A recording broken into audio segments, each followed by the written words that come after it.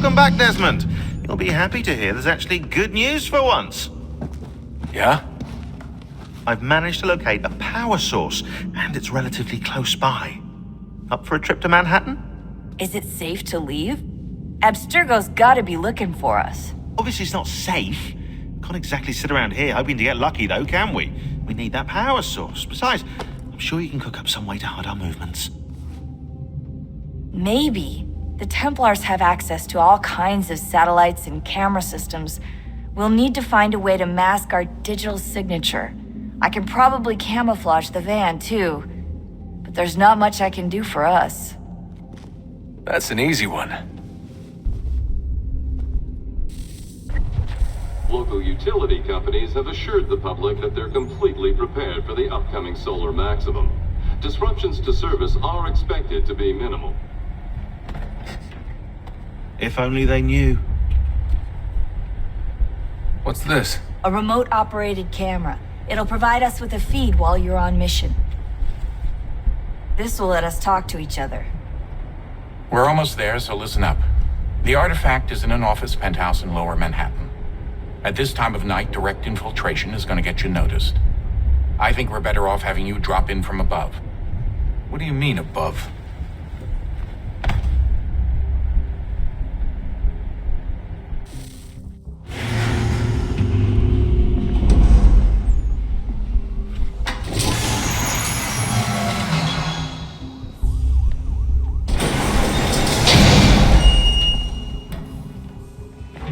Hear me? Testing. 1, 2, 3. Yep, read you just fine. Now why don't you power up the camera?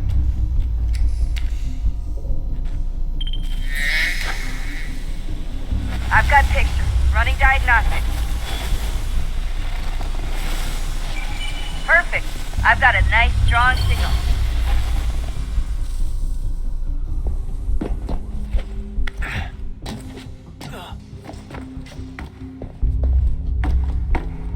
Oh, that's hold still. That's a lovely view.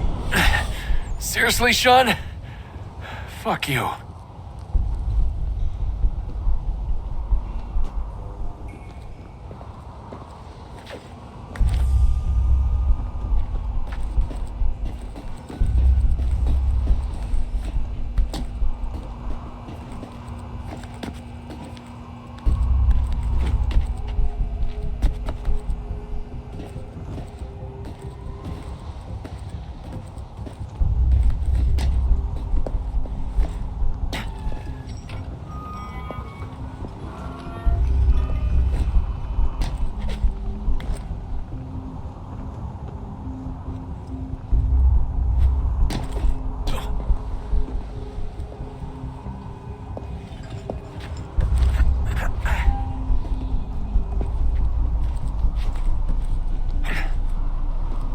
Jesus. Look on the bright side.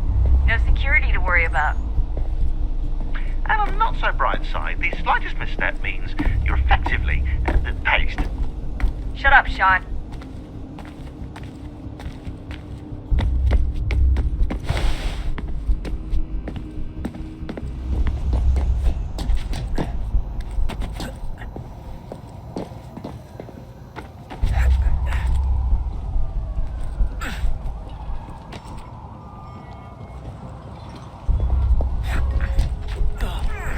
Almost there, Desmond.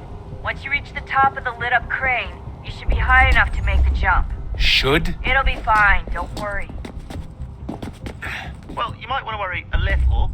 I'm pretty sure she was high when she was running the numbers. Sean! A joke. It was a joke. Or was it?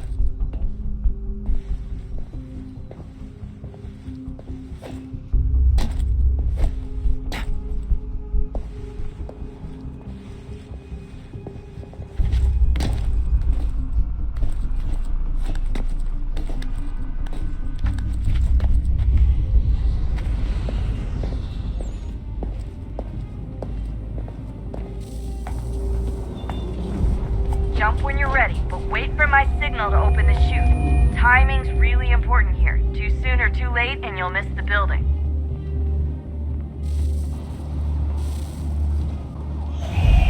Now, open your chute now.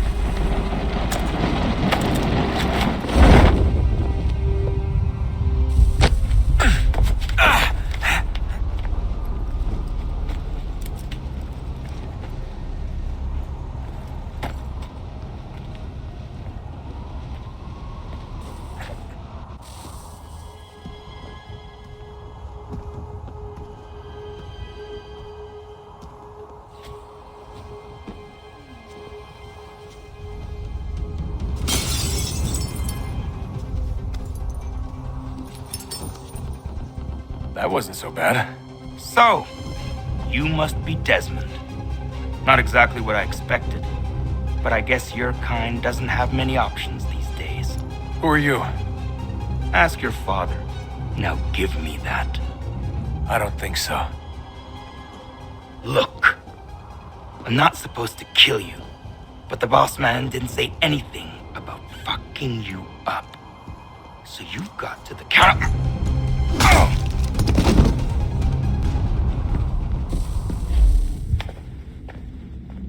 So who the hell is Daniel Cross? Believe it or not, he used to be an assassin. The assassin, the way I've heard it told, but it turned out he was a sleeper agent for Abstergo, programmed to infiltrate and destroy the organization. How did he know you were there? We could be compromised. They must have caught me snooping inside their network and sent Cross to see what we were after. If they were aware of our current location, we'd know. Though, I will say this, it doesn't bode very well for future expeditions. I've set up some cameras topside. If anyone shows up, we'll see it. I'd suggest you go see about finding a socket for that power source. Or we can return to Connor if you prefer. All the artifacts in the world won't mean a thing without the key.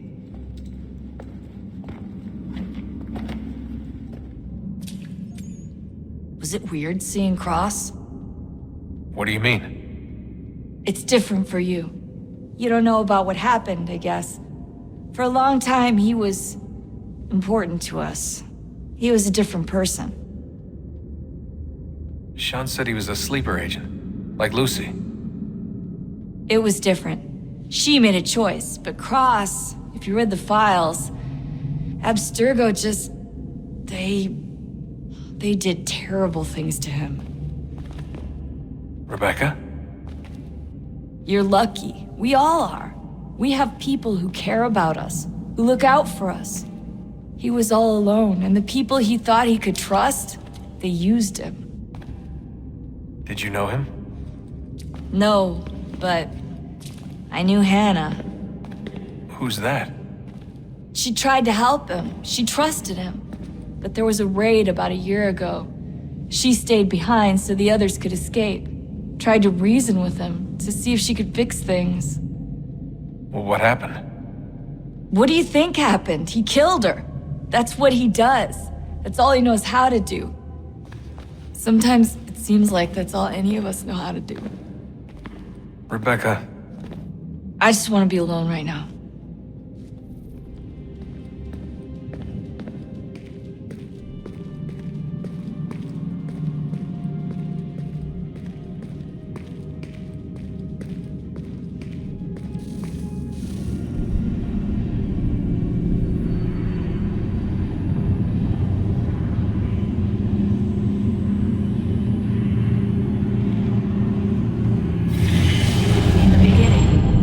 Thought we could be saved. We sought to face the sun's wrath and contain it. 4 towers would be built to pull her fury into this place and dispel it.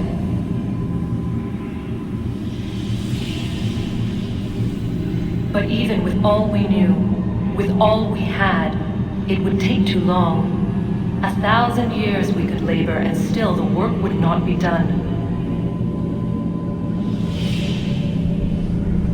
The first tower was never completed.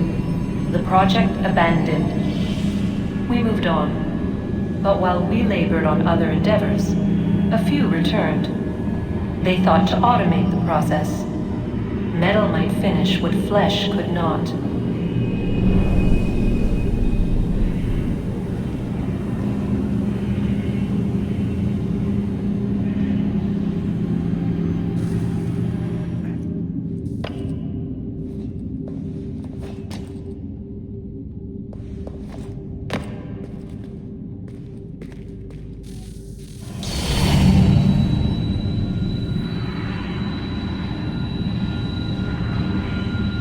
If we could not meet the sun's cruel embrace, perhaps we might rebuke it. Already we could generate the fields to protect us in times of strife. But these were small and simple things. To replicate them on a scale the size of a world We lack the energy to make it so. Half the world, they said then. It is better than none at all. We tried. Again, we failed. A quarter, they asked. Even this we could not do. A sixth, an eighth, a tenth, they cried. The answer was still the same. Perhaps in time a city might be spared. But it was time we did not have. So we moved on.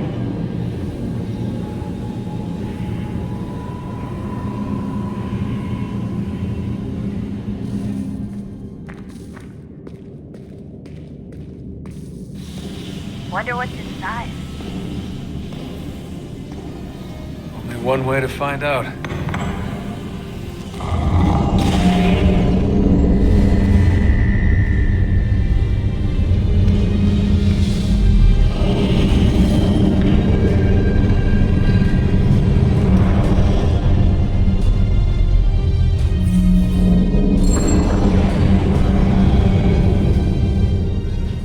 Everyone thinks I'm being silly, but I can't shake the feeling we're being watched. We are being watched. By Juno. Or some version of her. Do you think it's a recording? Or is she a ghost? Or something else? Is she talking to us the way Minerva talked to Ezio? No clue. I mean, who knows what else they were working on down here? There's still so many rooms we don't have access to. But do you think she's like literally down here, waiting somewhere, still alive? Still alive? That's mental. That means she'd be at least 75, 80,000 years old? No, powerful, yeah, but not that powerful. They came down here looking for a way to survive. Maybe they found one. Ah, Desmond, there you are. Can I ask a favor? Maybe. When this is all over, I'd like to try turning the dial back on the Animus. Like, all the way back. To the time of the first civilization. You think it would work? There was no real loss of fidelity when you visited Altair. Then again, that was about 1,000 years ago, and I'm looking at going back at least 70,000 more. Sure, I'd be up for it. It'd be interesting to see what things were like back then. Excellent. I think it would prove most enlightening. So this is how it started. What are you up to? Just brushing up on my American history. I say history. They certainly teach you strange things in the States. Like what? Well, for all the talk of this being a revolutionary war, it was a civil one. Well, not that kind of civil. I mean, there was no America versus Britain. It was Brit on Brit action. And you can clearly see how the whole thing got started. One war gave birth to the other. You mean the 7 Years' War? Exactly. Seems the Crown overspent in its attempt to keep the French out, wound up with a great deal of debt. Believing that the colonists should help to shoulder the burden, new taxes were created. It was a reasonable request, even if Parliament was rather, well, undiplomatic about it. Well, it's not really fair to tax people for a war they didn't want any part of. What? Didn't want any part of? Did you not notice George Washington with Edward Braddock? He was right there in the middle of it. So here you have the Crown spending who knows how much money to secure a place for the colonists to thrive, and then, when they ask for a little bit of help... Right, look, think of it this way. King George and the colonists, they all go out to dinner, right? And when the bill comes, George asks for them to kick in and pay their share. Fair enough. Now keep in mind, he's been taking them out to dinner, gratis, for decades now. But the colonists, oh no, they insist they only had a glass of water and a side salad. Never mind the table's full of half-eaten food and empty bottles of wine. Now when the king points this out, what do the colonists do? Oh, they flip the table over and they storm out the restaurant. Probably intending to return later and burn it down. You left out the part where the king pointed a gun at the colonists and asked them to cover dinner for everyone in the restaurant. Right, yeah, interesting take. If he pulled out a gun, and I'm not sure he did, it would only have been after the 100th failed attempt at getting them to pay their fair share. But how do you define someone's fair share? Oh, well, with a war, apparently. I wonder how many other places like this exist. There are dozens of them, all over the world. And somehow no one's ever found one before us.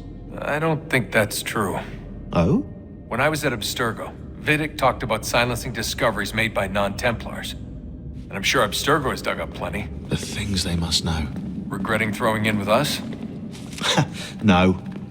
Just looking forward to when we can finally trounce those bastards so I can dive into their archives. Son, I owe you an apology. I shouldn't have lashed out like that. You have to understand, I've never been very good at this. Never mind that we live rather extraordinary lives. Yeah, I kinda liked my ordinary one. You can't escape who you are, Desmond. So I've noticed. Look, it's silly for us to go back and forth like this.